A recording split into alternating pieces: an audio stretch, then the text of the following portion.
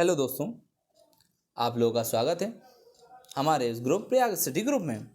दोस्तों, आज फिर मैं नेक्स्ट वीडियो लेकर आया हूँ जिसमें 30 क्वेश्चंस आपको मिलेंगे और ये बहुत ही आपके लिए लाभदायक होने वाले हैं आने वाले व्यापम के सभी एग्ज़ाम के लिए।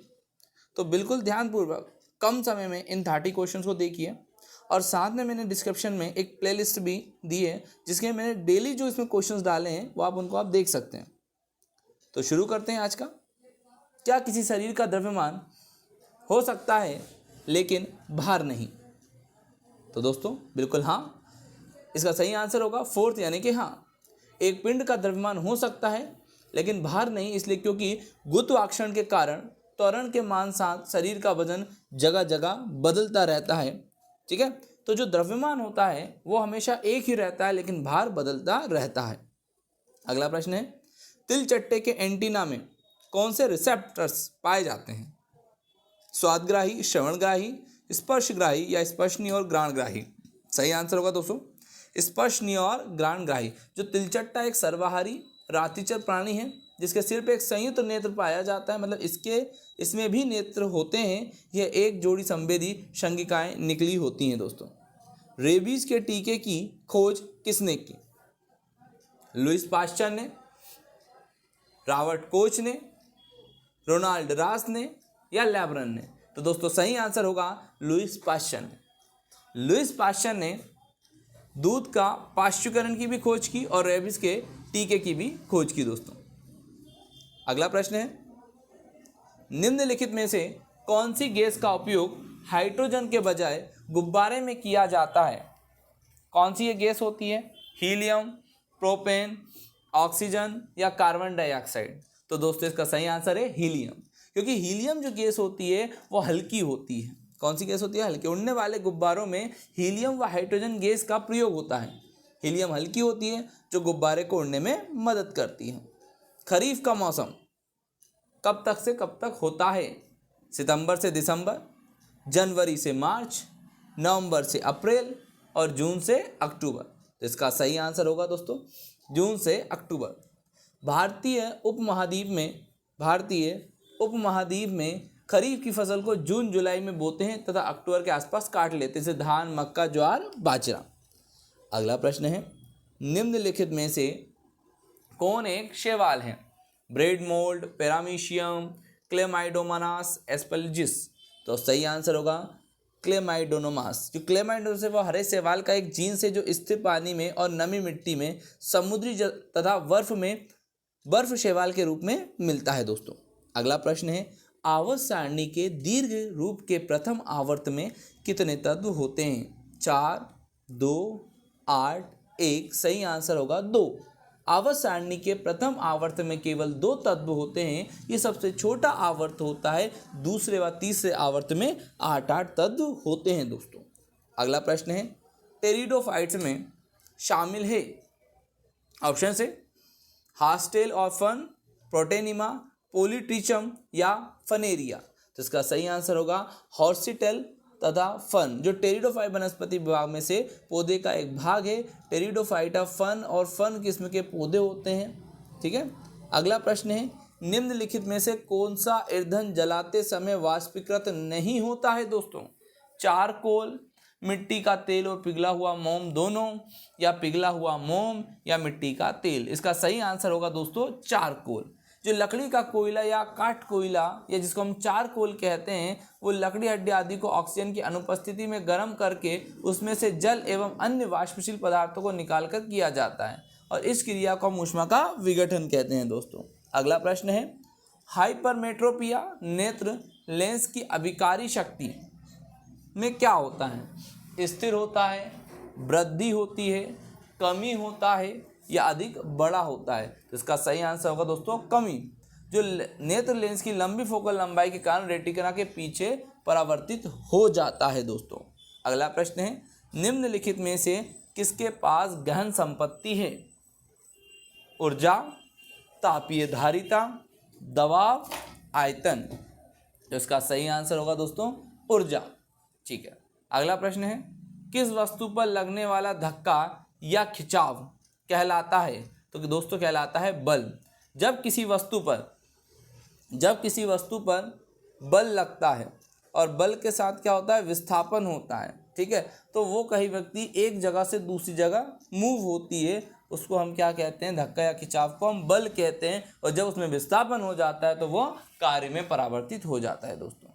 अगला प्रश्न है, सॉरी है प्रजनन भाग, एक संक्रमण, वनस्पति भाग, पत्रक के नीचे दिखाई देने वाले काले धब्बे। सही आंसर होगा पत्रक के नीचे दिखाई देने वाले काले धब्बे दोस्तों। अगला प्रश्न है, नींबू में से किस पदार्थ में सिट्रिक अम्ल होता है?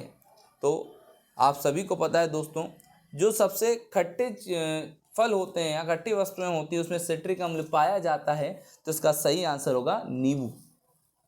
अगला प्रश्न है, एक मानवीय गतिविधि है जिसके मरुस्थलीकरण हो सकता है, मतलब मानव के किन कामों के कारण जो भूमि है वो मरुस्थलीकरण हो सकती है? आप सभी को पता है दोस्तों, 3 ऑप्शन आपके सामने है, मछली पालन, कृषि, मधुमक्खी पालन, इससे आपका मरुस्थलीकरण नहीं हो सकता, तो इसका सही आंसर होगा मिक्स क्रॉपिंग।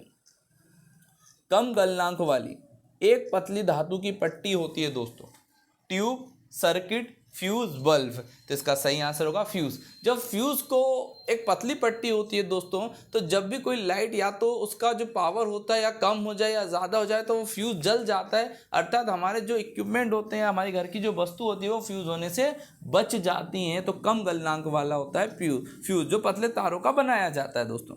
रोग प्रतिरोधक क्षमता कितने प्रकार की होती हैं? तो वो दोस्तों 2 प्रकार की होती हैं। वह प्रक्रिया जिसमें शुष्क ताप के अधीन स्टार्च पदार्थों का भूरापन होता है वो क्या कहलाता है? तो दोस्तों वह कहलाता है ऊर्ध्वपातन कहलाता है। लाल शैवाल आमतौर पर किसके द्वारा वानस्पतिक रूप से प्रजनन करते हैं? तो आंसर होगा विघटन। एक समुद्री शैवाल है और ये लाल जो होता है रोडोफाइटा या फाइकोएस्थिरीन कहते हैं, और ये विघटन के कारण अपना प्रजनन करते हैं। अगला प्रश्न है, डीएस का प्रतीक है, तो यहाँ दिया गया है डमनियम, डिस्प्रोसियम, डार्मस्टेडियम, ड्यूटेरियम, तो इसका सही आंसर होगा दोस्तों डार्मस्टेडियम। केल्विन मान में मानव शरीर का सामान्य तापमान है, तो केल्विन में सभी जानते हैं कि शरीर का जो औसत तापमान होता है वो 37 डिग्री सेल्सियस होता है, ठीक है। और जब केल्विन की बात करें तो इसमें होता है 310 केल्विन होता है। और यदि हम फ़ारेनहाइट में बात करें दोस्तों तो 98.6 डिग्री फ़ारेनहाइट एक स्वस्थ मनुष्य के शरीर का तापमान होता है। छत के पंखे और साइकिल के हब और एक्सल के बीच बॉल बेयरिंग का उपयोग, इसका एक उदाहरण है, तो बेलन घर्षण, कर्षण, तनाव या सर्पी घर्षण, तो दोस्तों इसका सही आंसर होगा बेलन घर्षण, क्योंकि ये गोल आकार में सिलेंड्रिकल आकार में बनाए जाते हैं। जब एक दूसरे से घर्षण करते हैं तो ये जो घर्षण कहलाता है वो कौन सा घर्षण कहलाता है दोस्तों? बेलन घर्षण कहलाता है। मछली की गंध को बेअसर करने में मदद कर सकता है नमक, प्याज, नींबू का रस या संतरा, तो दोस्तों इसका सही आंसर होगा नमक। मछली की गंध को कम करने के लिए नमक का उपयोग किया जाता है। यह कैटफिश व बसा के लिए अधिक उपयोगी होता है। जेप्टा अर्थात जेप्टा क्या है? 10 की पावर -24, 10 की पावर -21, 10 की पावर -18 या 10 की पावर -15, तो इसका सही आंसर होगा 10 की पावर -21। प्रकाश को अपने संगठित रंगों में विभक्त होना, प्रकाश जो है उसका अपने संगठक रंगों में विभक्त या विभाजित होना क्या कहलाता है? सामान्य कहलाता है, प्रकीर्णन कहलाता है, स्पेक्ट्रम कहलाता है या परावर्तन कहलाता है? तो जब प्रकाश अपने संगठक रंगों में विभाजित होता है दोस्तों तो इसको हम कहते हैं प्रकीर्णन। ये प्रकाश का एक गुण है जिसको हमने क्या कहा है? प्रकीर्णन कहा है दोस्तों। अब हम आगे की ओर चलते हैं और दोस्तों इसमें जो समस्त अलग अलग तरंगदैर्घ्य होते हैं उनका बिखराव विभिन्न दिशाओं में हो जाता है।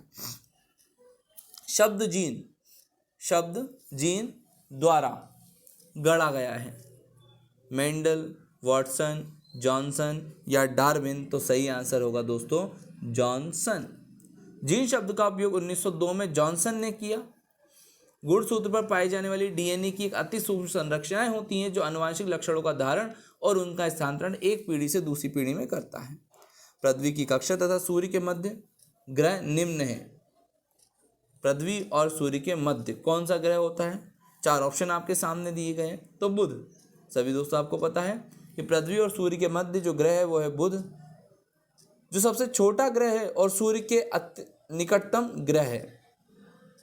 सूर्य के चारों ओर एक चक्कर यह 88 दिन में भी पूरा करता है। अगला प्रश्न है दोस्तों, पूरा उपकरण जिसमें इलेक्ट्रोड, इलेक्ट्रोलाइट तथा उन्हें धारक पात्र शामिल होता है क्या कहलाता है? तो वो दोस्तों कहलाता है वोल्ट मीटर।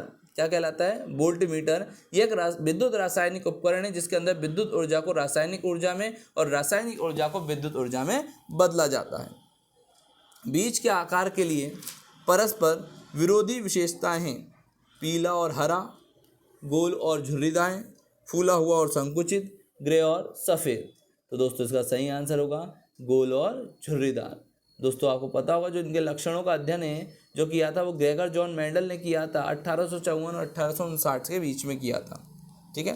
अपचयन होने से पूर्व धातु के सल्फाइड को इसमें परिवर्तित करना पड़ता है। ऑक्साइड, सल्फेट, धातु, कार्बोनेट क्या कहलाता है दोस्तों? तो ये ऑक्साइड कहलाता है। जो अपचयन के पहले उनकी क्रिया ऑक्सीजन से करवाकर उन्हें ऑक्साइड में बदल दिया जाता है। अगला प्रश्न है, सॉरी दोस्तों 30 क्वेश्चन हमारे पूरे हुए और इन 30 क्वेश्चनों को अच्छे से आपने पढ़ा होगा। साथ में मैंने बोला डिस्क्रिप्शन में मैं आपको और भी ऐसे ही जो वीडियो मैंने बनाई हुई है उनको मैं लिंक शेयर कर रहा हूँ। ऐसी और भी अच्छी वीडियो के लिए चैनल को सब्सक्राइब करना ज़रूर ना भूलें दोस्तों। थैंक यू, धन्यवाद।